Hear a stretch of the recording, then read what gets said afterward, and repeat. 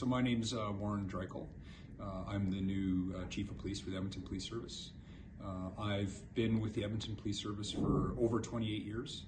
I've worked in a variety of different roles, everything from frontline operations to investigations to kind of different leadership roles in my 28 years. I've been a resident of Edmonton for over 35 years. I didn't grow up in Edmonton. I was born south of Edmonton, grew up in a rural community. And, I think it was kind of in my high school years, I started to think about becoming a police officer and, tried to work towards that goal. I did a lot of volunteer work as a teenager and as a young adult in kind of looking at different types of law enforcement, whether it was victim services or as a special constable for the RCMP. It's really important for us to continue to take that journey.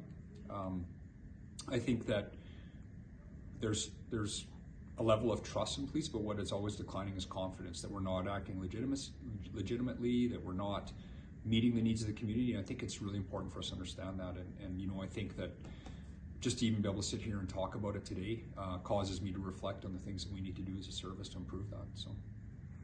Okay, so in Edmonton as a whole, are there anything you're going to change, fix, tweak from the, at least you've had some time now in the job and you've seen everything? Yeah, there's quite a few things.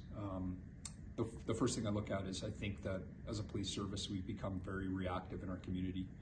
I come from an era of policing. I was a foot patrol officer and patrol officer. Like, we had very, what's the word I'm trying to think? Very specific kind of ideas about community policing. So we would be in the community, we would be creating connections.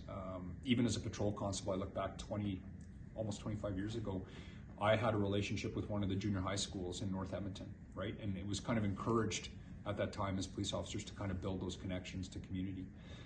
As a beat officer, we worked very closely with our community to understand the problems. And I think as a service, we moved away from that a bit, especially during the pandemic.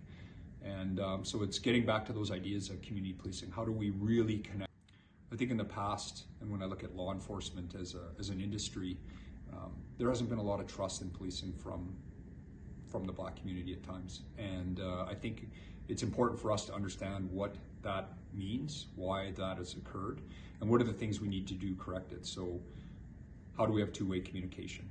What are the programs that we can develop, especially with youth, to create trust within policing and within their community? I know something that's been very contentious to the Black community in the past has been the school resource officer program. So again, it wasn't just forging ahead and saying we need to do this or build this program. It was really sit down, look at community engagement, understand the concerns, try to either address those concerns or demystify them, I think is important. I think the Edmonton Police Service, as modern as we are and innovative in a lot of ways, we're still very traditional in a lot of things. So we haven't really kept up, I think, unfortunately, with the different languages. How can someone from a new community coming into Edmonton interact with the police service or report a crime? We actually make it difficult in a lot of ways because maybe we don't have the right people that can speak the right languages in our dispatch area. Our online reporting tool is only in English. So it's really starting to pick apart those things that are barriers and then build different ways for the community to connect. I think also, when some of the things My next question is, community engagement and creating networks and relationships in the Black community precisely has always been something that the police has been working hard to keep and maintain and sustain. Any thoughts to that? Yeah, I think there's a couple things. One is, and I'll start out by saying I think we recognize that our city is really growing. The population and the number of people coming to Edmonton is really increasing over the last couple of years.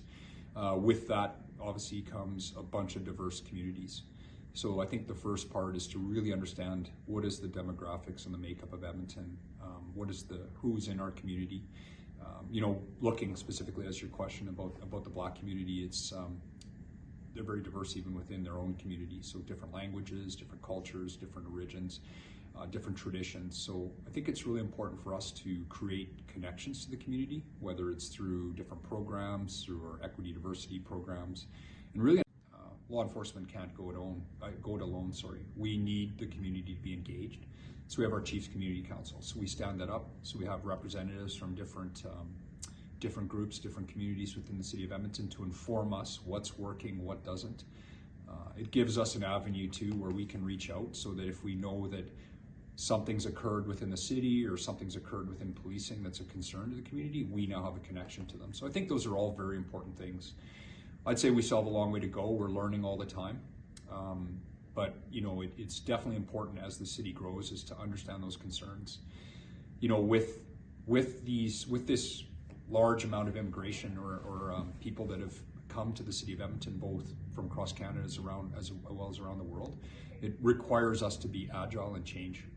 So, you know, I reflect on things like what are we training in our recruit training? So do they understand diverse cultures? Do they understand diverse traditions? Do they recognize that sometimes that there's a lack of trust in police from certain communities? How do we bridge that? Customer service is an important topic we're having in the Edmonton Police Service.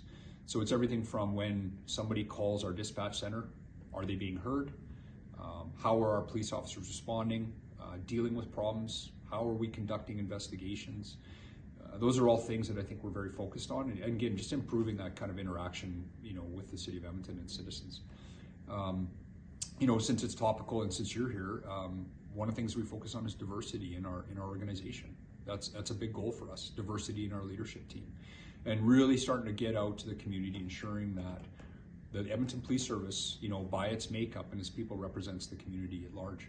And that also is something that we talk about quite often and, you know, informs a lot of our strategies around recruiting and training. Okay, you seem to touch some of the stuff that came up also on the campaign trail that just finished yesterday or today. So the last thing is anything else you want to add? Trying to understand, you know, what policing was about. Was it for me, and was it a good fit for me? I'm married. Been married to the same person for my entire marriage since I started policing. 2 daughters who have since grown up and gone to university and are out of the house. And you know, becoming the chief of police, it's a daunting task. It's a big role. I think I had a good view of that over the last couple of years being a deputy chief within the police service, but really appreciating the impact you can have on a community and an organization as chief of police is something that really drives me and really, you know, spurns me to move forward and kind of, you know, make a modern police service for the community of Edmonton.